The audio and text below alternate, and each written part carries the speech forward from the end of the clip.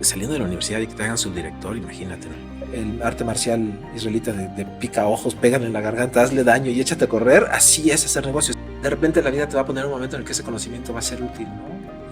O diriges o sigues o te sales del camino. No puedes vivir para trabajar, tienes que vivir para ti, ¿no? Estoy viviendo mi sueño. Reinventarse después de...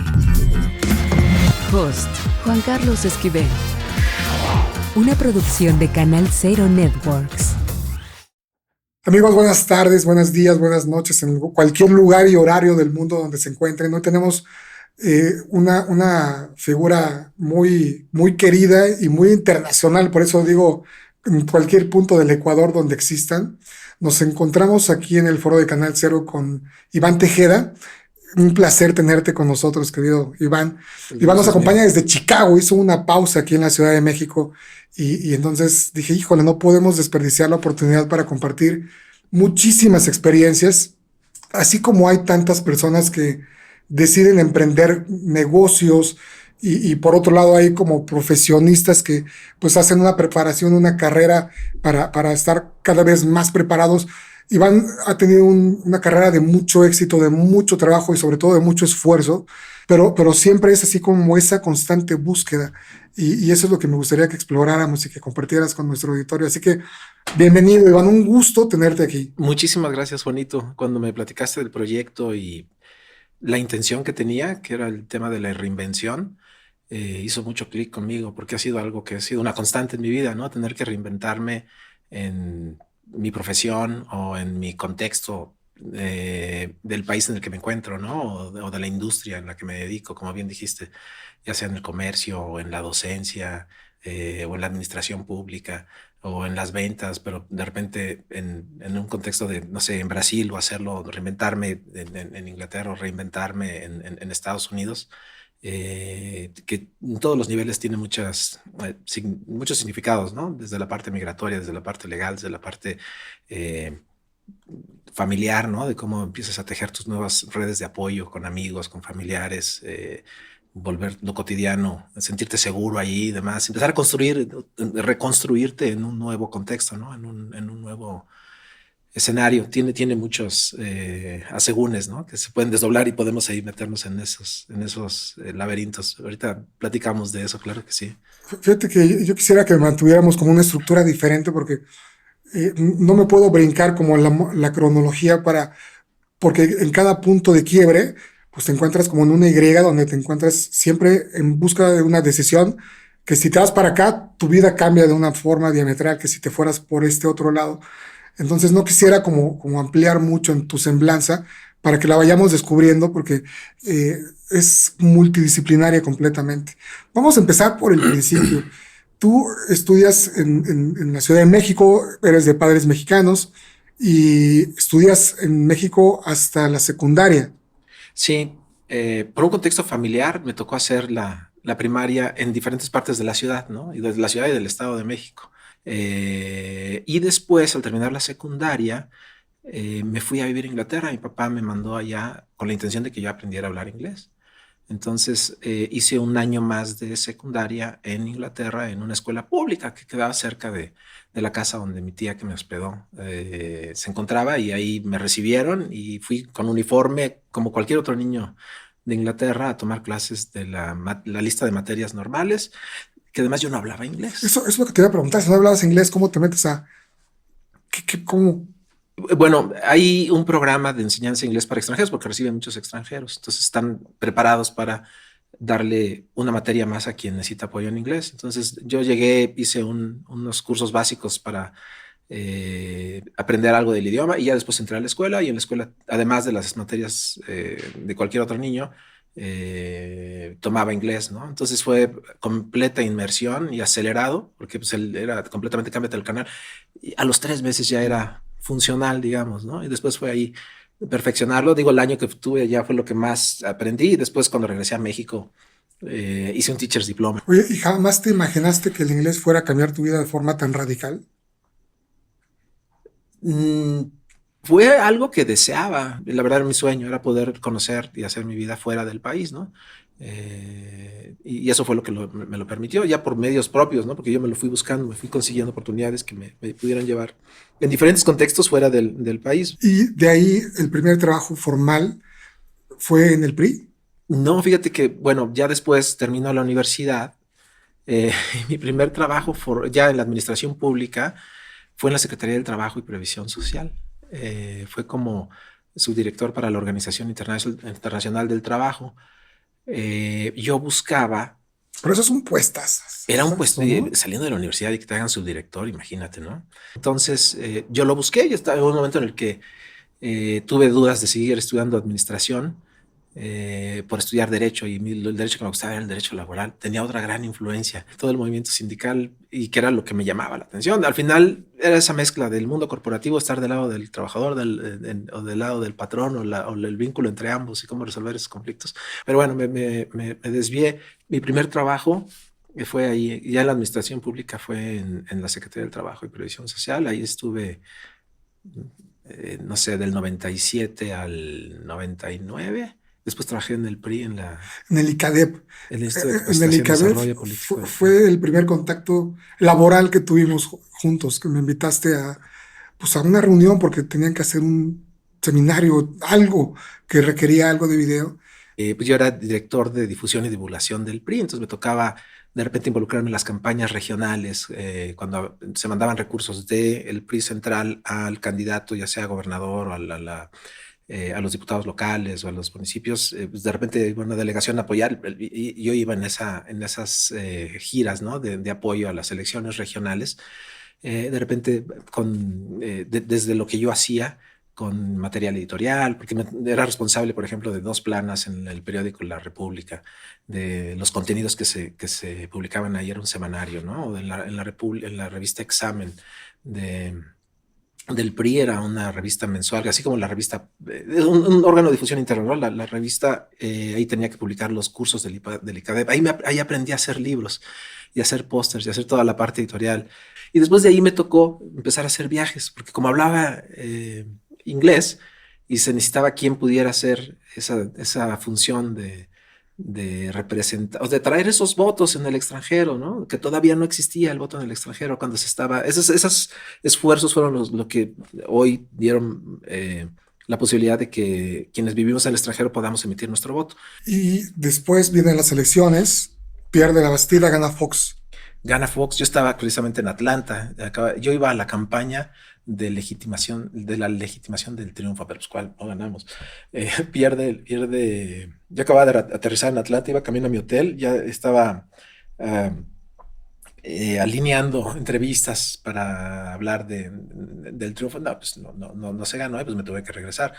Y en ese momento yo estudiaba una maestría en economía y gobierno. Pues por supuesto la terminé, y de ahí, pues en el grupo de amigos, me fui a trabajar a un gobierno del PAN, un gobierno delegacional, la delegación Álvaro Obregón. He escuchado que contrataste a una productora muy tremenda para llevar la campaña política del candidato Alejandro Soto. Sí, fue bien interesante. Había que organizar eventos. Digo, bueno, primero fue la experiencia ahí ya siendo gobierno, en la administración pública, en esa delegación, y hacer todo eso que platicaba, ¿no? De la obra pública y demás. Pero ya después viendo la época de la campaña, y había que armar eventos de campaña, ¿no? Entonces era armar eventos para 3,000 personas en una explanada en Álvaro Obregón. Y pues, ¿cómo haces eso? Tiene su grado de complejidad, porque tienes que cumplir con normas de seguridad, de que haya rutas de escape, que haya extintores, que haya ambulancia, que haya patrulla, que haya accesos, que el escenario sea regulado, que tenga una firma de un DRO, que todo esté bien armado, porque si no puede haber accidentes, ¿no? Entonces Sí, aprendes a hacerlo de la manera, tienes que tener un sello de protección civil. Entonces aprendí a hacer todo eso, y entre todas esas funciones, pues era armar eventos de campaña, en donde traías grupos como la Sonora Santanera, grupos populares, ¿no? sí. Esa época de tu vida yo la visualizo así como de mucho movimiento, pero también de mucho poder. Tenías tu chofer, tenías la camioneta que te abastecía, te abrían la puerta, te ponían una pinche alfombra para que pasaras caminando, y tuve la fortuna de que me invitaras a trabajar en la campaña. y pues yo estuve muy pegado y además es una delegación que ahora ya son alcaldías, Sí, demasiado contrastante sí. económicamente. Eso que dices de lo del poder, eh, digo, sí, hay, pero yo nunca, yo no era que lo ejerciera así con ese despilfarro, con ese falta de responsabilidad. No, a lo mejor pero era porque de repente se llegan a dar allá en las campañas, bueno, en la administración pública mucho ese Sí, servilismo, ¿no? claro. Pero pues al final del día tienes que mantener el piso de que estás ahí. Es un puesto prestado, no, no es tuyo, tú no estás ahí, estás en un momentito para ayudar y para servir y después va a estar en otro lado, ¿no? Para irnos un poquito más rápido, fíjate, sin ir más lejos, Ajá. ahorita encuentro diferentes momentos de reinventarte donde pudiste haber quedado en esa subdirección recién salido de la escuela, que dices, bueno, si en esa edad te dan una subdirección, si te quedas ahí, pues es un volado porque no sabes qué equipo, qué partido o quién vaya a quedarse en el poder. Pero si hubieras seguido sobre esa línea, podrías haber tenido una estructura política y después si te vas al PRI o si después brincas al PAN pues muchas personas se quedaron ahí, ¿no? Que Sí, sí, pues sí, dices, sí. bueno, estos 6 años, si no ganamos, pues estoy en el congelador y me voy con el equipo y estamos ahí como en stand-by, pero el próximo sexenio, pues ahí viene la mía, que puede ser o puede no ser, pero muchas personas empiezan así Sí, y tú dices, nuevo camino, sí, carpetazo y para el que sigue. cuando se acabó, porque en realidad lo que me llevó a la política no era tanto el alineamiento con los documentos básicos o con la mística del partido, o con las razones o las justificaciones del partido, ni del PRI ni del PAN, ¿no? Pues era el trabajo y era la posibilidad de servir, y por la posibilidad de tener, sí, de tener un trabajo, pero de tener esos, por ejemplo, en el proceso editorial, ¿no? Que me gustaba. Al final ya eran cosas que disfrutaba, ¿no? Aprender a hacer las cosas propias de esa función, pero no era una completa, una ciega creencia en los documentos básicos del PAN o del PRI, ¿no? Era trabajo. ¿Qué más naves también, ¿no? Cuando haces esas transiciones de un partido que pues, es antagónico al otro, ya hacer el regreso no es tan fácil porque de alguna manera sí quemaste tus naves, ¿no? Sí, sí. Fuiste besado por el diablo. Y yo no quería hacer una vida en la administración pública, es muy servil, es muy de estarle buscando la cara al que está arriba y de estarlo apoyando y como dices tú, de estar en la banca por un periodo en el que no vas a tener chamba porque no se ganó la elección y no vas a estar en el poder.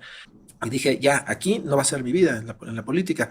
Entonces fue cuando me reinvento en la iniciativa privada y dije, a ver, fueron ventas, porque antes vendía lo más difícil que es vender, que es un candidato político. Después de ahí me pasé a vender libros, literalmente, métodos de enseñanza, porque yo enseñaba inglés, dije, a ver qué puedo vender, pues bueno, métodos de enseñanza del idioma inglés. Entonces me fui a trabajar en una editorial. A enseñar, digo, a vender métodos de enseñanza del idioma inglés en escuelas, en secundarias, en preparatorias, en universidades. Y entonces ahí trabajé para Heinle and Heinle o Thomson, que es una empresa como que tiene que ver con Thomson Reuters, que Sí. es la parte editorial.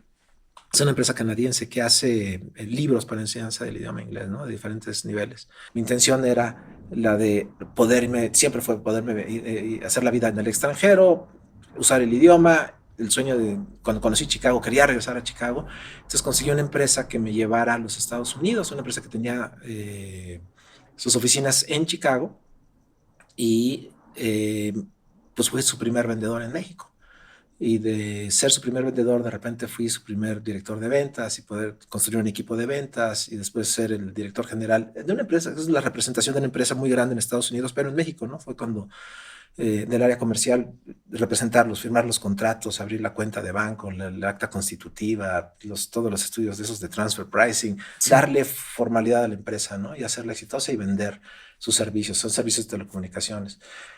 Naturalmente, la empresa pues necesitaba expandirse por todo el continente y entre ellos la economía más importante de América Latina es Brasil. Entonces, pues dije, pues, también puedo con Brasil, ¿no? Entonces tuve que aprender a hablar portugués, es donde conocí a mi esposa. Y después de 2 años estar vendiendo remotamente desde México a Brasil, el paso natural era ahora, pues ahora pon una oficina en Sao Paulo, ¿no? Entonces ahí fue cuando me fui a vivir a Sao Paulo con esa responsabilidad de ahora llega y pon la bandera y abre la empresa, actas Eso, constitutivas, llegaste solito, bancos. con una por delante, otra por detrás, Sí, tú solo. yo solo, era el representante de la empresa completamente solo, ¿no?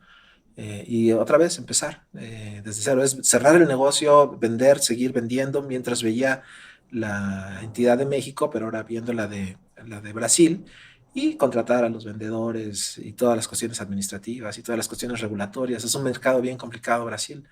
Después la empresa ya cuando me pedía que ahora hiciéramos lo mismo, pero en Colombia, dijo, oye, sí, espérame, pero no, ahora no me voy a ir a Colombia. Sí hacemos Colombia, pero sigo administrando México, administro Brasil, pero ahora lo quiero hacer desde Estados Unidos. Y sí, me trajeron a, a Chicago, después de 10 años de estar con ellos, 7 en México, 3 en Brasil, después me llevaron a los Estados Unidos y ahí todavía estuve 4 años con ellos, ¿no? Hasta que ya después cambié de giro, ya no más telecomunicaciones, por ser una industria que ya estaba flat, ya no crecía, ¿no? Primero, la lucha por mantenerte en Estados Unidos y no regresarte, ¿no? El moverte rápido hacia otra, ya tenías tú los papeles de trabajo para estar ahí. Fue un momento bien estresante porque cuando yo me voy de Brasil a los Estados Unidos, llegué con una visa del trabajo de trabajo de 18 meses. Hay una visa que acordaron México, Estados Unidos y Canadá que se llama la visa TN, que es para migrantes que van a estar como asesores durante un periodo muy, muy concreto, ¿no? 18 meses, 2 años, una cosa así. Y yo me fui con 18 meses nada más, porque era la forma más rápida de poder salir de Brasil, llegar a Estados Unidos, establecerme y después saber cómo le conseguía con mi permanencia, ¿no? La empresa me apoyó en todo, me dio la visa, pero después pidieron todas las visas a las que yo era candidato, ¿no? Hay una que se llama la H1B, la pidieron y la patrocinaron, y después, que esa es una visa por sorteo y me la gané. Qué bueno. Y después la visa L1A, que es por transferencia de un directivo, ¿no? De una empresa, que era la transferencia de yo estando en Brasil, ahora irme a Estados Unidos, y también me la dieron, ¿no?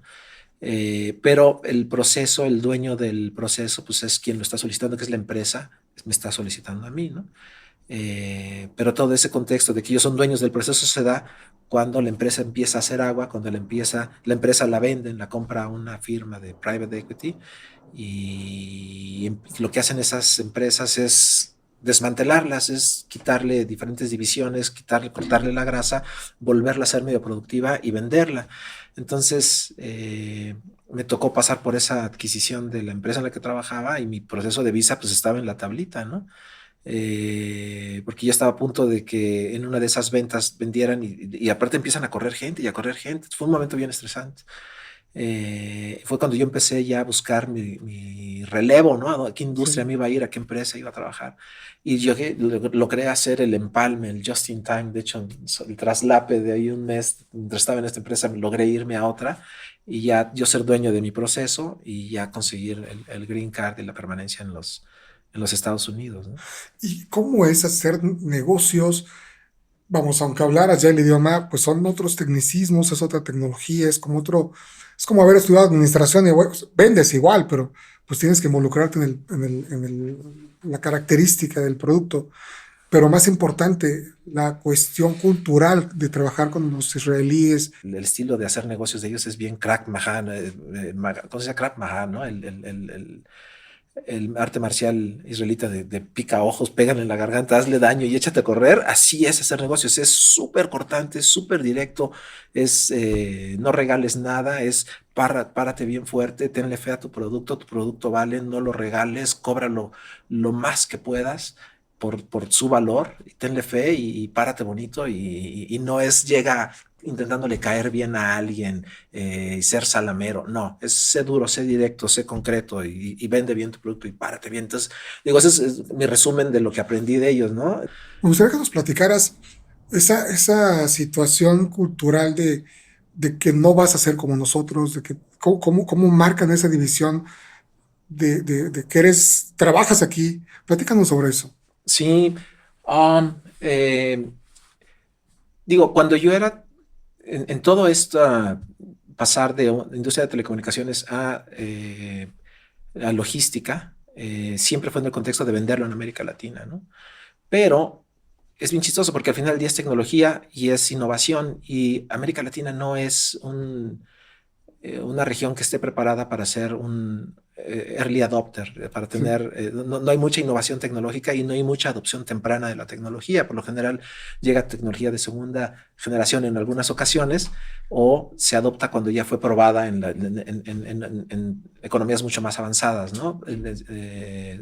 Nos llega un poquito después. A lo mejor ahora ya avanza más rápido, pero hace años no era de la misma velocidad.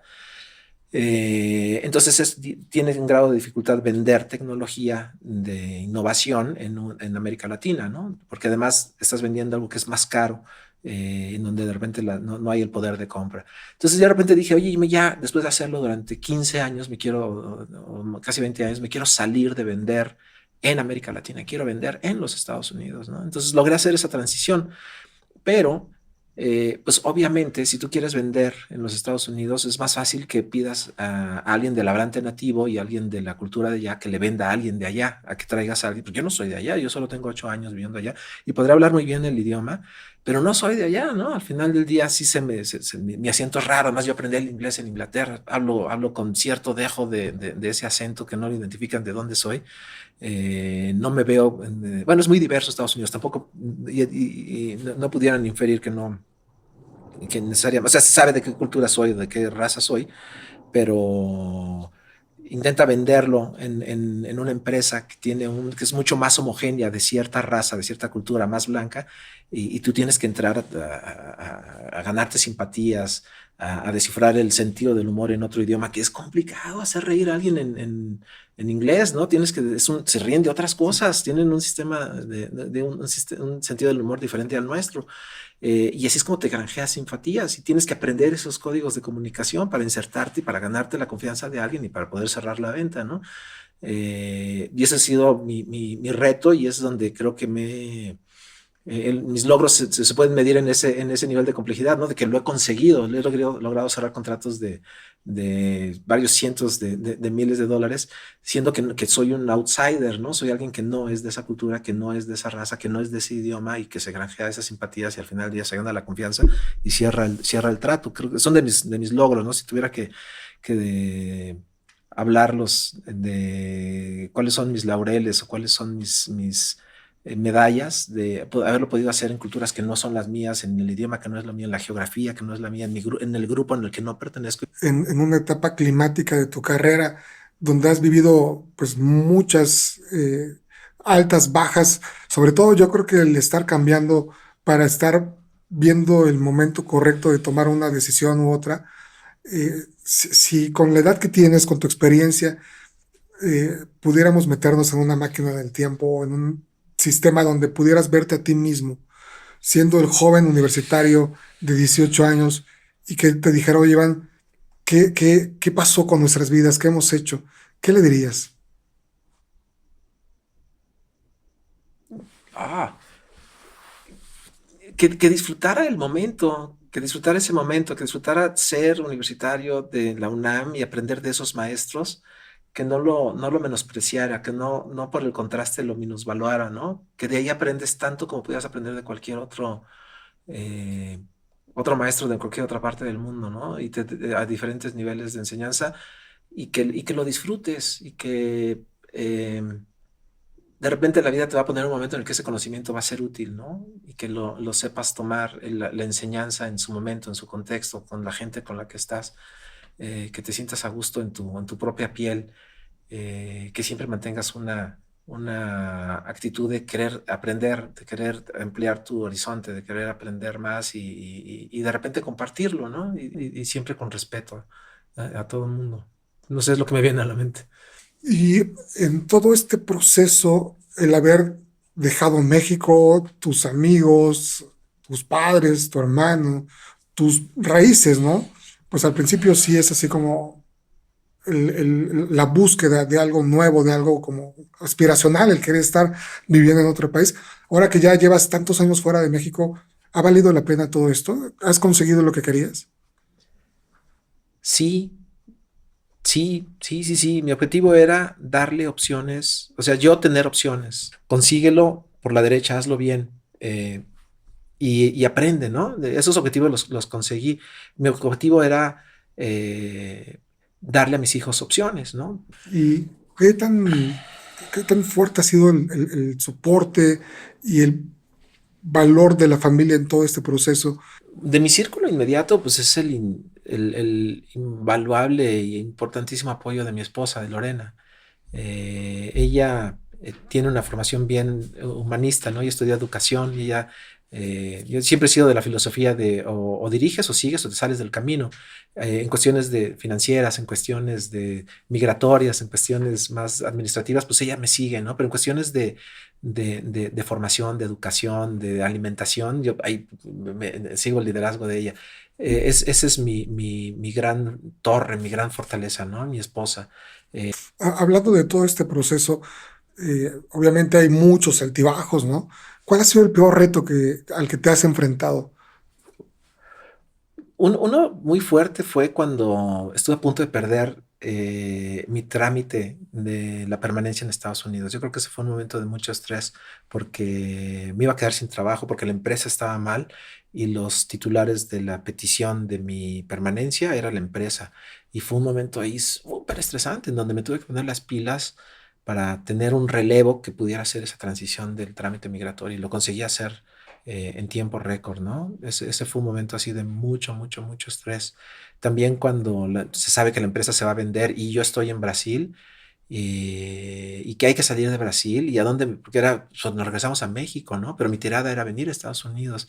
Entonces, digo, haber convencido a una empresa que invierta millones de dólares para mandarme a Brasil, yo no siendo brasileño, que lleve la prestación, eso fue muy, muy estresante, pero más estresante fue cuando tuve que salir de ahí, fue cuando Brasil se estaba desboronando y convencerlos de que ahora me traigan a Estados Unidos, que no tenía la más mínima lógica, ¿no? ¿Cómo vas a sacar a tu hombre fuerte de la región, que lleva la región, ahora sácalo de la región para llevártelo fuera de la región a Estados Unidos? No sé cómo lo hice, pero los conseguí. Fue momentos muy, muy estresantes, ¿no? Ese cuando iba a perder el trámite migratorio. Yo creo que esos han sido los más fuertes. O sea, ¿cuál ha sido el fracaso más fuerte que has tenido en tu carrera?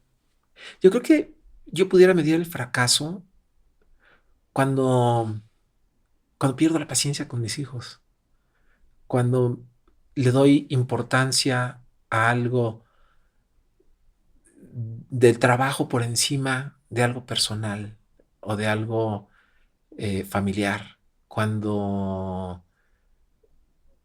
no me cae el 20 que en lugar de estresarme por hacer un reporte que al final termina que ya ni lo leyeron porque no fue relevante, porque ahora hubo otra prioridad mayor en el trabajo, dejé de estar con mi hijo leyéndole un libro para ponerlo a dormir. No le dediqué esos 5 minutos cuando me dijo, papi, léeme algo. Y eso me ha sucedido en ocasiones, que le he dado importancia al trabajo por encima de mi hijo o de mi hija o de mi esposa o de mí mismo. Ahí fracasé, ahí descuidé, ahí perdí la brújula. Que todo lo que hago tiene, pues no puedes vivir para trabajar, tienes que vivir para ti, ¿no? Es solo un medio, no es el fin. Pero de repente mi nivel de estrés y de perfeccionismo, de hiperresponsabilidad, ha sacrificado eso, ¿no? Lo personal o lo familiar o a mis hijos los ha puesto allí. Cuando he hecho eso me siento mal. Es que ahí fracasé. En todo este proceso también de, pues, cada escalón que te va llevando hacia el objetivo pues, te da felicidad. Y cuando ya llegas a cierto nivel donde dices, híjole, ya que bien me siento, has llegado a ese nivel donde ya te sientas cómodo, no en un estado de confort, sino feliz del punto en donde estás. Sí, no me ha sido fácil. Es algo que yo constantemente tengo que trabajar, el permitirme disfrutar mis logros y celebrarlos. Y cuando me permito salir, andar en bicicleta y me clavo en la bicicleta y de repente regreso y me cae el 20 después de 8 años de haber vivido en Chicago y me volteo y veo la ciudad desde la ciclopista que está al lago y digo, oye, estoy viviendo mi sueño. Yo quería vivir aquí, quería estar en esta ciudad. Me llevó 15 años llegar, pero lo conseguí porque quería, porque sabía que las razones eran las correctas, ¿no? De por qué quería estar acá y lo estoy logrando, estoy viviendo literalmente mi sueño, como estuviera en Disneylandia. ¿Qué te falta por hacer? Disfrutar, sin lugar a dudas, y lo digo rápido, de bote pronto, disfrutar, no estresarme. Los niveles que me he llevado, ¿no? De estrés. Afortunadamente he tomado buenas decisiones estratégicas, financieras. Llevo un estilo de vida a mi nivel, yo no aspiro a los grandes lujos, a los grandes percepciones de mi grupo social. Soy de bajo perfil y es mantenerme en ese bajo perfil, no al extremo, me refiero, eres más feliz cuando necesitas menos y de veras disfrutar lo que he podido, no por mediocre, ¿no? Sino porque no me lo he permitido en el gran sentido disfrutar mis logros, como que ahorita ese es mi objetivo, ¿no? De disfrutar lo que he hecho y seguir haciendo más, pero disfrutándolo, ¿no? No nada más clavado en el trabajo. Muchas Normalmente gracias. terminamos el programa preguntándote qué ha sido reinventarse, pero en realidad nos has dado una cátedra de una y otra vez. Más bien, yo me gustaría que cerráramos este programa con un mensaje que tú le dieras a los chavos iguales como los que estuviste hoy, como tú fuiste en algún momento. Nunca dejar de aprender, nunca dejar de tener de curiosidad, nunca satisfacer, o sea, quedarte nada más con la primera opción, nunca cuando entras a la tienda dices, oye, quiero unos tenis, llego y pido estos, no, a ver, espérame, enséñame por lo menos cuáles son los más bonitos y cuáles son los menos bonitos y toma una decisión de una gama de opciones, ¿no? Un ejemplo tonto, pero eh, sigue aprendiendo y busca alternativas, no te quedes con la primera, haz una siguiente pregunta, cuando estás, interésate por la gente, interésate por las opciones, las alternativas, mantén una mente abierta, eh, ponte fuera de tu zona de confort, ponte retos, ¿no?, que te lleven a aprender algo nuevo. Yo diría es eso, mantener una mente abierta y estarte dispuesto siempre a aprender, porque de ahí va a ser esa posibilidad de reinventarte, ¿no? En otro contexto, si te mantienes aprendiendo. El día que dejaste de aprender, empezaste a morir. Tienes que siempre seguir aprendiendo, siempre seguir ampliando otro idioma, otra ciudad, otra posibilidad, ¿qué más hay? No te quedes con lo primero, con lo inmediato. Búscale más. No, Sí, maravilloso. Pues muchas gracias nuevamente por estar con nosotros. Te vas en un par de días de regreso a Chicago con un muchas poquito gracias. de frío todavía. Y pues vamos, un placer haber tenido toda esta plática, tanta cantidad de reflexiones, de ideas, pero creo que ha sido muy enriquecedora tener esta visión de otra perspectiva no muy común. Muchas Entonces, muchas gracias. gracias. No, todo lo contrario. Digo, esta plática me hace que me caigan veintes, que me pongan a reflexionar sobre el momento en el que me encuentro. No hay, dicen, no hay coincidencias. Es causal esto, se alinean los astros por alguna razón. El hecho de que yo esté aquí cuando estás en este proyecto y estás teniendo estas reflexiones contribuye a mi propio momento, ¿no? A mi propio contexto, ponerme a reflexionar sobre en qué momento me encuentro en mi vida, y lo disfruté muchísimo. Muchísimas gracias Qué por bueno, qué abrir el bueno. espacio. Pues un placer, hermano. Igualmente, muchas Pues gracias. muchas gracias a todos por escucharnos, por vernos y los vamos a estar esperando ansiosamente en nuestro próximo capítulo. Hasta la próxima, gracias. Reinventarse después de... Host Juan Carlos Esquivel. Una producción de Canal Cero Networks. Disponible en Spotify, Apple Music y YouTube.